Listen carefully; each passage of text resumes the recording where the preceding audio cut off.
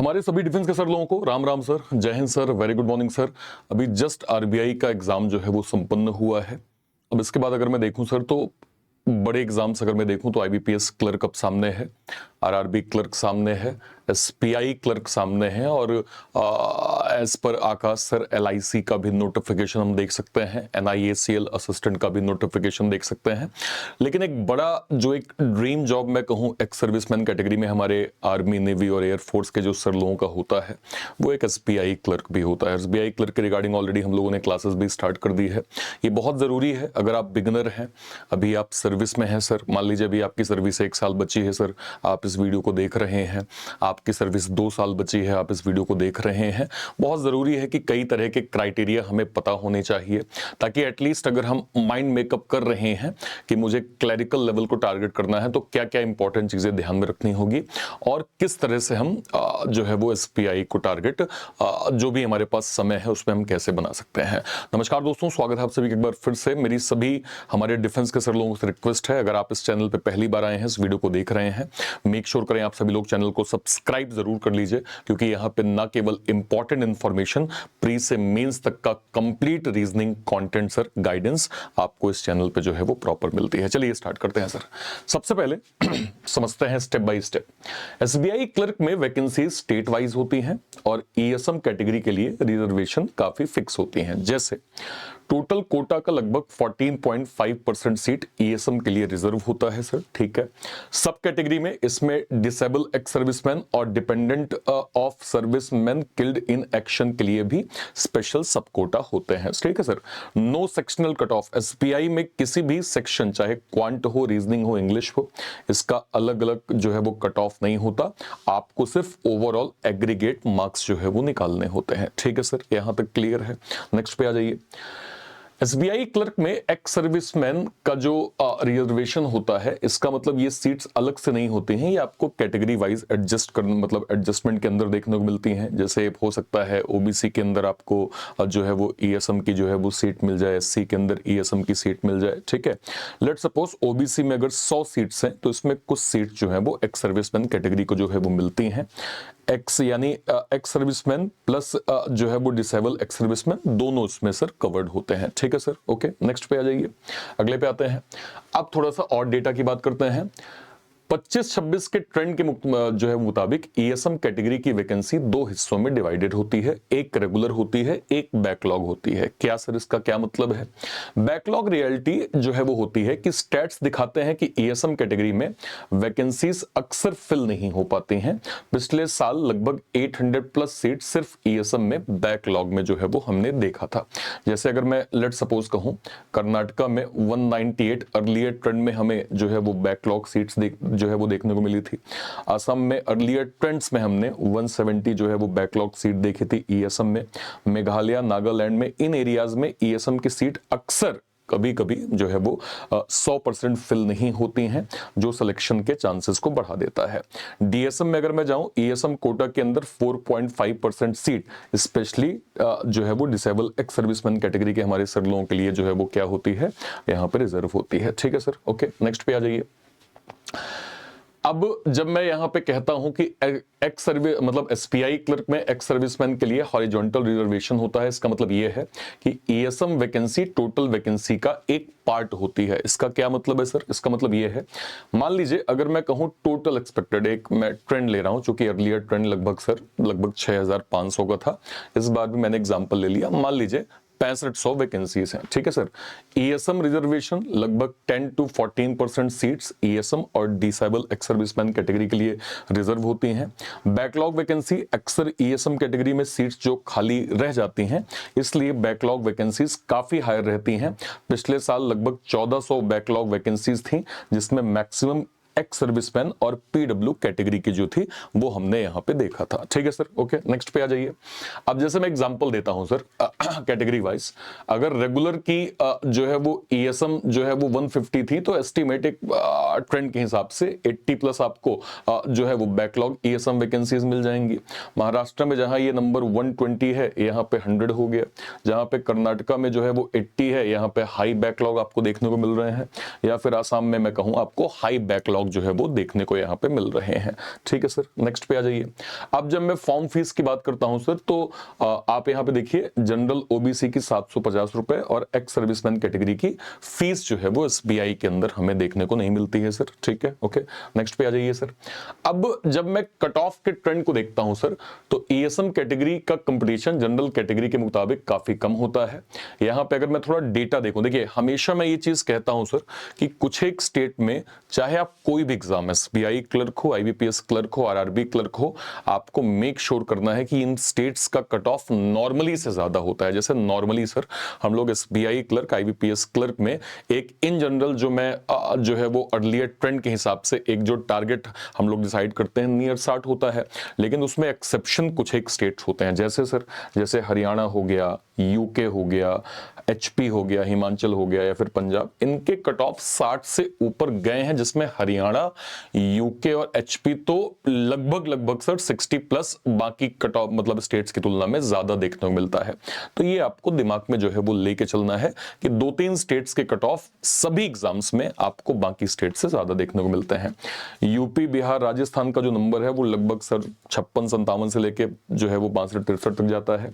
गुजरात, महाराष्ट्र 48 से 55 जाता है, और मेजॉरिटी साउथ के जो स्टेट्स होते हैं सर, उनका कट ऑफ लगभग सर 52-54 के नीचे ही आपको देखने को मिलता है। ठीक है सर, ओके, जो कि हम लोग अर्लियर जब एसबीआई क्लर्क में कट ऑफ का जो है वीडियो करते हैं या अर्लियर ट्रेंड दिखाते हैं तो आपने उसमें देखा भी है सर। ठीक है, ओके, आगे बढ़िए। अब जैसे आप रेंज देखिए, एक अगर मैं इन जनरल रेंज मतलब रेंज देखूं, जहां प्री में एक normal cut off sir let suppose 80 के आसपास गया, वहां ईएसएम का एक जो कट ऑफ मेजॉरिटी स्टेट्स में एक तो 50 से 60 होता है, कुछ एक स्टेट में 60 से 66 तक जा सकता है। तो आप डिफरेंसेस एटलीस्ट 22 से 24 नंबर का डिफरेंस आपको देखने को मिलता है। ठीक है सर, जैसे अगर मैं मेंस की बात करूं, लेट सपोज 95 करीब गया, तो ये नंबर जनरली 70 एक मैक्सिमाइज नंबर होता है, जहां पे आपको अगेन 20 से 22 नंबर का डिफरेंसेस देखने को मिलता है। सेक्शनल कट ऑफ एज पर डिस्कशन हमने बता दिया कि एसबीआई के अंदर सेक्शनल कट ऑफ हमें देखने को नहीं मिलता है। ठीक है सर, ओके। अब जैसे अगर मैं थोड़ा सा यहां पे देखूं, अब इसको मैं और डिटेल एनालिसिस कर लेता हूं। जैसे मान लीजिए 82-84 गया, तो अर्लियर ट्रेंड में हमने यहां पे 52-53 देखा, लगभग 36% जो है वो लोअर ट्रेंड में दिखा हमें। गुजरात, महाराष्ट्र जहां 80 के आसपास है, वहां ये नंबर 60 के आसपास चला गया, लगभग 20 से 22% का लोअर ट्रेंड दिख रहा है मुझे। या फिर पंजाब की अगर मैं बात करूं 92-93, तो यहां सर 68 गया, लगभग 22 से 24% का अगेन ट्रेंड दिख रहा है मुझे। तमिलनाडु का जहां पे सर 96-97, यहां पे ये नंबर अगेन 66 टू 70 के बीच में दिख रहा है, नियर अराउंड 28 टू 30% का ट्रेंड जो है वो लोअर हमें दिख रहा है। डिसेबल एक्स सर्विसमैन का कट ऑफ अक्सर मिनिमम क्वालिफाइंग मार्क्स पर ही जाके रुक जाता है, मतलब जितना भी आपका ईएसएम कैटेगरी का जो एक कट ऑफ नंबर होते हैं, उससे आपको लोअर नंबर ही डिसेबल एक्स सर्विसमैन में सर देखने को मिलते हैं। ठीक है सर, ओके, उम्मीद करते हैं ये भी आपको क्लियर हुआ है। तो इन जनरल जो हमने जो डेटा देखा, स्टैट्स देखा, उससे हमें क्या समझ में आया कि मान लीजिए किसी भी ट्रेंड में, किसी भी ईयर में अगर कट ऑफ के नंबर मान लीजिए जनरल कैटेगरी के 80 के आसपास जाते हैं, तो ओबीसी के वहां पे 68 टू 74 होता है, एससी का 60-65 होता है, एसटी का 55-60 होता है, और वहां सर एक्स सर्विसमैन का in general cut off number sir 50 से 60 होता है, जिसमें मेजॉरिटी स्टेट 55 के नीचे जाते हैं, 2-4 स्टेट 60 से भी ऊपर जाते हैं सर, है ना, और कुछ एक स्टेट जो है वो सर कितने 56 से 62 के बीच में होता है। हमने जब, अगर आप चैनल पे जाएंगे एसबीआई क्लर्क का डिटेल वीडियो देखेंगे, तो उसमें कट ऑफ के नंबर आपको सारे स्टेट्स का मिल जाएगा, जिसमें आपको ये जो मैं बता रहा हूं वो ट्रेंड आपको इन डेप्थ जो है वो देखने को मिल जाएगा। ठीक है सर, ओके, यहां तक क्लियर है। नेक्स्ट पे आ जाइए। मेंस के कट ऑफ का डिफरेंस क्या होता है सर? ओबीसी की कैटेगरी में अगर मैं जनरल से देखूं तो लगभग 5 से 8% का 5 से 8 नंबर का डिफरेंस मिलता है। एससी कैटेगरी में लगभग 10 नंबर का डिफरेंस मिल जाता है। एसटी कैटेगरी में लगभग 10 से 12 मिल जाता है सर। और एक्स सर्विसमैन कैटेगरी में एटलीस्ट 8 और ज्यादा से ज्यादा सर हम 15 नंबर तक का, हालांकि हायर नंबर हमने ट्रेंड में 20 नंबर तक देखा है, बट एवरेज नंबर अगर मैं आपसे कहूं तो 15 नंबर तक का डिफरेंस हमें इन जनरल जो है वो देखने को मिल ही जाता है सर। ठीक है, तो ये आपके लिए थोड़ा सा एक एज पॉइंट हो जाता है। ठीक है, अब बात करते हैं सर एज लिमिट की। एज लिमिट आपकी क्या होती है? जो भी आपने सर्विस की है सर, उससे 3 साल का एक इन जनरल रिलैक्सेशन जो है वो आपको देखने को मिलता है, और डिसेबल एक्स सर्विसमैन कैटेगरी में आपको 8 साल का रिलैक्सेशन जो है वो देखने को मिलता है। वैसे हम लोग इन जनरल यही कहते हैं सर कि maximum up to the age of 50 साल तक अगर आप हैं तो सर आप जो है वो इन जनरल अप्लाई जो है वो कर सकते हैं। ठीक है सर, तो 15 साल की सर्विस प्लस 3 साल का रिलैक्सेशन मतलब 18 साल का रिलैक्सेशन, और SC ST कैटेगरी में अगर मैं DSM में जाऊंगा 8 साल का रिलैक्सेशन, जो कि हायर बेनिफिट के रूप में आपको देखने को मिलेगा। इसको मैं थोड़ा सा और डेप्थ जाता हूं सर, जितनी सर्विस की है उससे 3 साल extra, maximum up to the age of 50, और SC ST ESM के लिए प्लस 8 इयर्स का सर यहां पर रिलैक्सेशन दिया जाता है। Educational qualification normally sir graduation होनी चाहिए, और अगर आप सिर्फ 10th पास हैं और 15 ईयर सर्विस की है तो Indian army special certification of education जो है वो जो एक आर्मी की तरफ से हमें जो है वो सर्टिफिकेशन मिलता है, अगर वो आपको मिल जाता है तो उसकी भी एलिजिबिलिटी जो है वो हो जाती है। ठीक है सर, ओके। लैंग्वेज जिस स्टेट से अप्लाई कर रहे हैं वहां की लोकल लैंग्वेज बोलना और लिखना आना चाहिए। अभी हालिया सर IBPS क्लर्क का रिजल्ट आया था, उसमें सर डिटेल एक जो है वो हमने देखा कि लैंग्वेज प्रोफिशिएंसी टेस्ट में लोग बाहर हो गए। देखिए बहुत दुखदाई होता है सर कि आपने प्री क्वालिफाई कर लिया, मेंस क्वालिफाई कर लिया, लेकिन आप लैंग्वेज टेस्ट में बाहर हो गए। इसलिए सर थोड़ा सा ध्यान रखिएगा कि उसी स्टेट से आप फॉर्म भरें जहां की लोकल लैंग्वेज आपको बोलते, लिखते और समझते जो है वो अगर आ रही है तो आप जो है, हालांकि ये फॉर्मेलिटी होती है सर, क्वालिफाइंग होता है, लेकिन अगर आपका इसमें थोड़ा सा भी ये देखा गया कि नहीं आप जिस लेवल पे जो है वो रिक्वायर्ड है अगर वो नहीं पाए गए तो सर वो फिर कैंसिल आउट भी कर देते हैं। इसलिए LPT को हल्के में आपको नहीं लेना है। ठीक है सर, ओके। नेक्स्ट पे आ जाइए। एज लिमिट को थोड़ा सा और देख लेते हैं।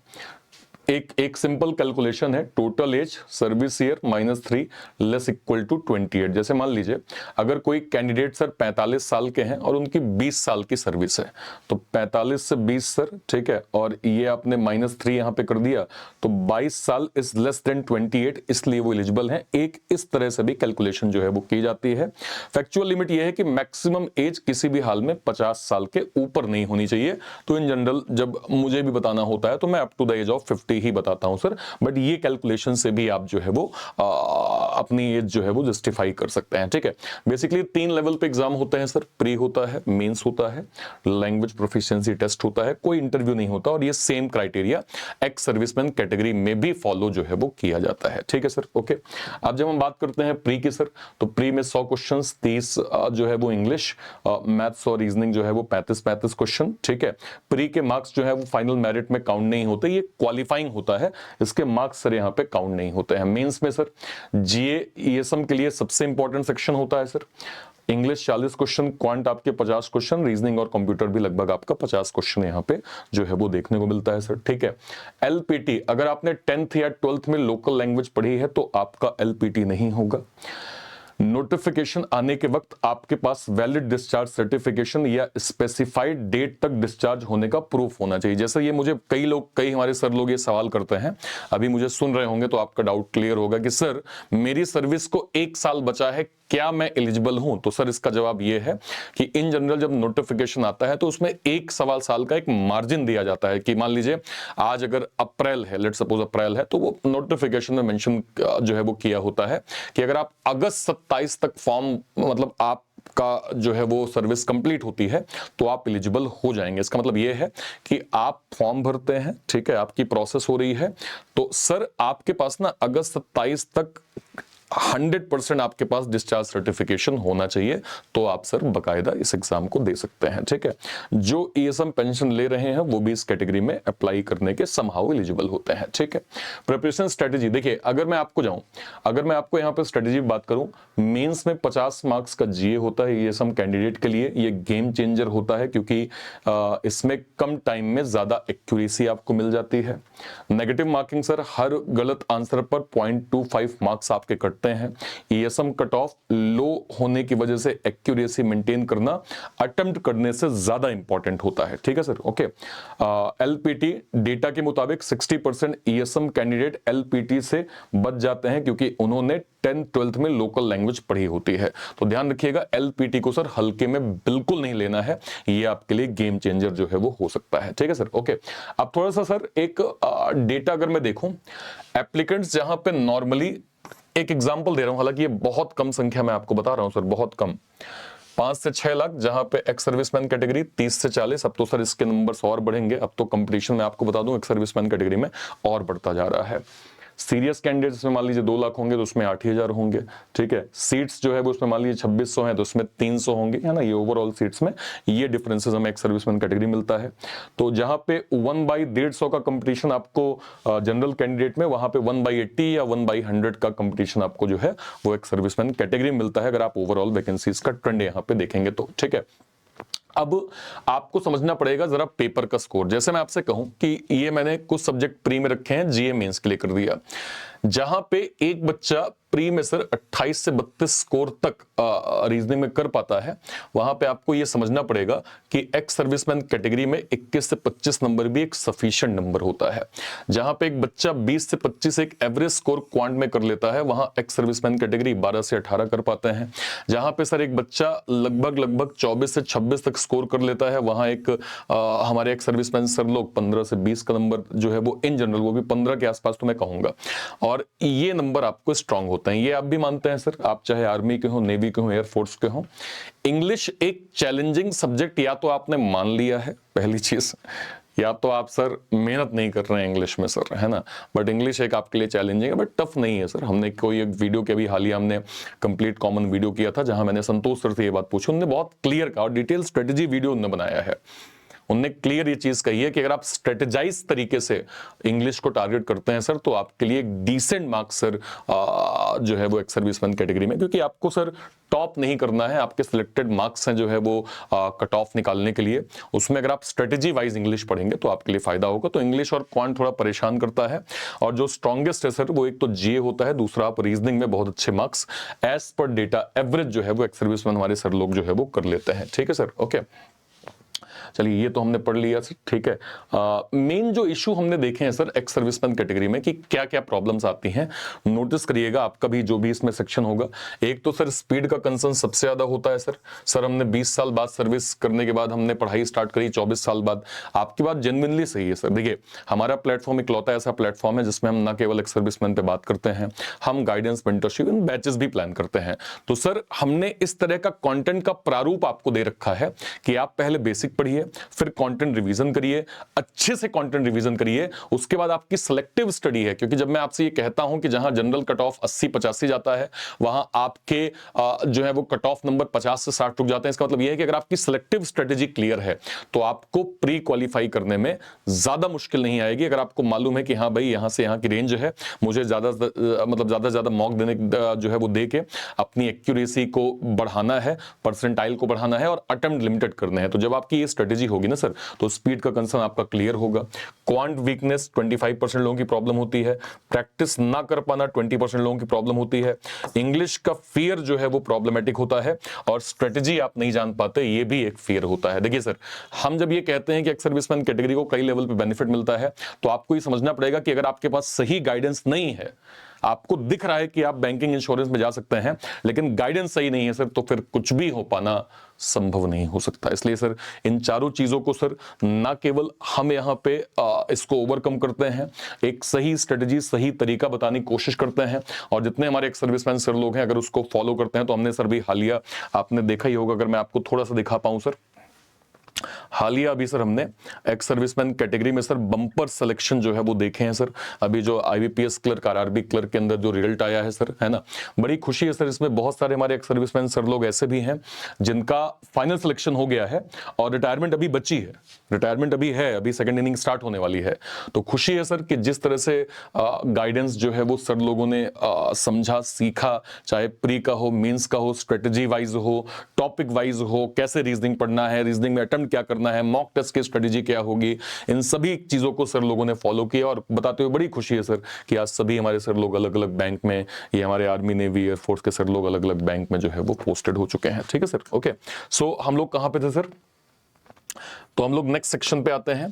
तो जब हम कट ऑफ की रेंज देखते हैं तो ये हमने समझ लिया sir, Haryana, Punjab, HP, UK, इनका जो एक कट ऑफ के नंबर है उसका हायर, और यहाँ पे सर थोड़ा सा कंपटीशन है। ठीक है, यूपी बिहार, यूपी एक हायर रेंज पे है, बिहार एमपी मीडियम है, और साउथ के कई स्टेट्स जो है वो एज कंपेयर टू दिस थोड़ा सा कम रेंज पे जो है वो आते हैं। ठीक है सर, ओके। नेक्स्ट पे आ जाइए। ये मैंने आपको बता ही दिया कि जहां पे किसी एग्जाम में जनरल का पार्टिसिपेशन 45% होता है, ओबीसी का 25% होता है, जहां पे एससी एसटी जो है वो 20%, क्योंकि आप देखिए ना वैकेंसीज जो है, जैसे अगर मैं कहूं 6000 वैकेंसी है तो उसमें एक्स सर्विसमैन कैटेगरी कितनी 500 600, तो वो डिफरेंसेस वैकेंसीज का भी आ जाता है। तो ये एक पार्टिसिपेशन जो है वो हम जो है वो एक्स सर्विसमैन कैटेगरी में देखते हैं। ठीक है सर, ये क्या है? ठीक है, ये तो क्लियर है। एसबीआई में एक जो नॉर्मलाइजेशन, देखिए होता क्या है कि एसबीआई एक लोगों का ड्रीम है सर, जैसे एक्स सर्विसमैन कैटेगरी में ऐसे ग्रेजुएट बच्चों का भी ड्रीम होता है कि मैं एसबीआई क्लर्क के अंदर जाऊं। तो सर यहाँ पे एक दिन से ज्यादा एक तो शिफ्ट होती है, और हाँ पेपर में वेरिएशंस होते हैं, तो नॉर्मलाइजेशन इन जनरल जो है वो देखने को मिलता है। और अगर वो मार्क्स के डिफरेंसेस अगर मैं देखूं तो +-5 से लेके 10 तक जो है वो प्लस माइनस जो है वो जाता है। इसमें सर एक जो बेनिफिट होता है एक्स सर्विसमैन कैटेगरी को, नॉर्मलाइजेशन का एक बेनिफिट जो है वो होता ही है सर, थोड़ा कट ऑफ के डिफरेंसेस मिलते हैं, जिसका फायदा आपको सर जो है वो मार्क्स गेन करने में आपको मिल जाता है। ठीक है sir, due to lower score, अगर मैं नॉर्मलाइजेशन का एडवांटेज देखूं, due to lower score even +5 का भी अगर मार्जिन आपको मिलता है तो बहुत ह्यूज होता है। अगर मैं जो है वो एक्स सर्विसमैन कैटेगरी को देखूं, ex serviceman candidates benefit more than toppers. अगर मैं थोड़ा सा जो है वो रेंज को देखूंगा कि आप नॉर्मलाइजेशन का बेनिफिट कैसे उठाते हैं। ठीक है, ओके। एक्स सर्विसमैन की कट ऑफ हमेशा जनरल से कम होती है, एससी एसटी के आसपास या उससे भी कम होती है सर। ठीक है, ये आपको जो है वो मालूम होना चाहिए।